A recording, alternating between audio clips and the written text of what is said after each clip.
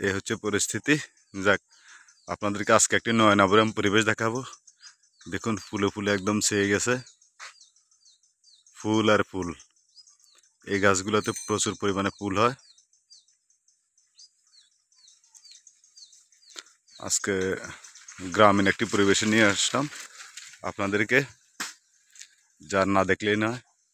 এই যে স্টিল ব্রিজটা দেখতেছেন, এই ব্রিজের পাশ দিয়ে একটি রাস্তা, একদম ফুল গ্রামীণ একটা পরিবেশ। দেখুন, আসলে পরিবেশের ভারসাম্য রক্ষা করতে হলে আমাদের প্রচুর পরিমাণে গাছ লাগাতে হবে, এতে কোনো সন্দেহ নাই।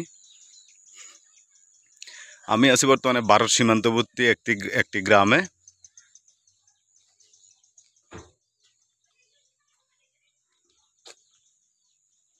দেখুন, কার কার হাঁটতে ভালো লাগবে আমার সাথে চলে আসতে পারেন, একসাথে হাঁটা যাবে।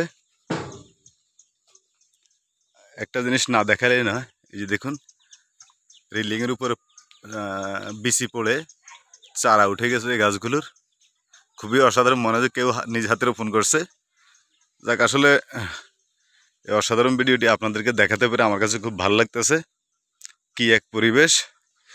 এখন কিন্তু বর্ষাকাল, একটা জিনিস বলে রাখি, কিন্তু খালের পানির অবস্থা দেখুন। এই খালটা তিস্তা খালের সাথে, তিস্তা ব্যারেজ যেটা, ওইটার সাথে একসাথে মিলে আছে। পানি বারে তখন পানি আটকিয়ে রাখছে, সেজন্য দেখুন খালে পানি একদম মোটামুটি শুকানোর পথে। আর আরেকটা জিনিস দেখাই, এক ভয়ানক পরিবেশ দেখা আপনাদেরকে। দেখুন, এক ভয়ানক পরিবেশ। এদিকে যদি আপনাকে কেউ 50 লক্ষ টাকা দিয়ে বলে এই এই খাল দিয়ে তুমি যাও, এদিকে আপনি যাইবেন? কখনো যাইবেন না। প্রচুর পরিমাণে ভয়ানক একটা পরিবেশ। আমি একটু সোজাভাবে দেখানোর চেষ্টা করি। এই যে দেখুন, কি এক আধার, এদিকে শুধু বাঁশ বাঁশ বাঁশ, বাঁশ গাছ ছাড়া কিছু নেই। যাক, এই হচ্ছে আমাদের বাংলার প্রকৃতি, সত্যি অসাধারণ, মনোমুগ্ধকর। আমার কাছে ভালো লাগছে। এই যে একটা সুইচ গেট, এই ছোট সুইচ গেট, এটা ওই যে ওই দিকের পানি আটকে রাখা হয় যেন ফসল চাষ করার সময় সহজ হয়, সেজন্য।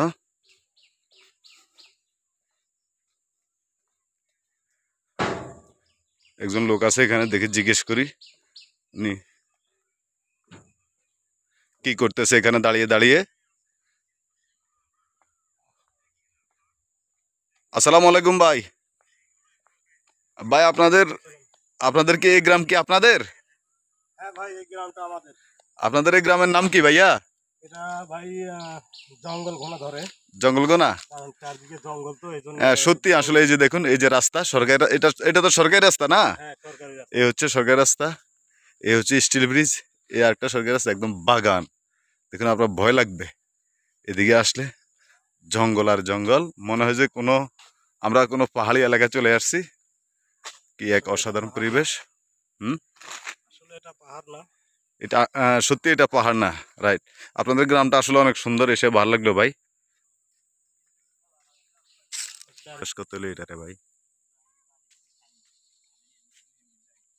সত্যি অসাধারণ। আসলে আপনাদেরকে বুঝছি না এটা নেই। এই আটকান।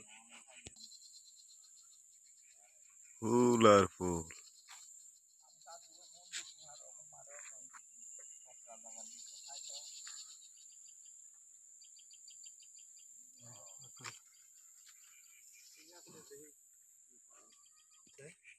এই যে এটা একটা মসজিদ।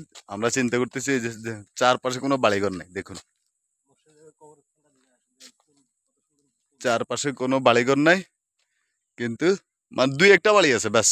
এই যে এই বাড়িটা আছে, যে এই বাড়িটা আছে, এদিক দিয়ে একটা বাড়ি আছে, আর এই দেখুন মানে অনেক দূরে বাড়ি। এরপরে মসজিদটা মাশাআল্লাহ দেখুন, মানে উন্নতির পথে, খুবই সুন্দর পরিবেশ।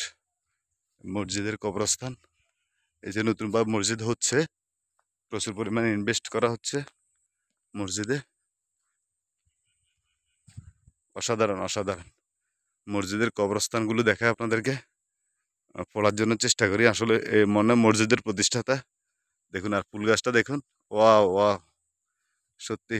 আসসালামু আলাইকুম ইয়া হালাল কবর, মোহাম্মদ কালামেয়া মাস্টার।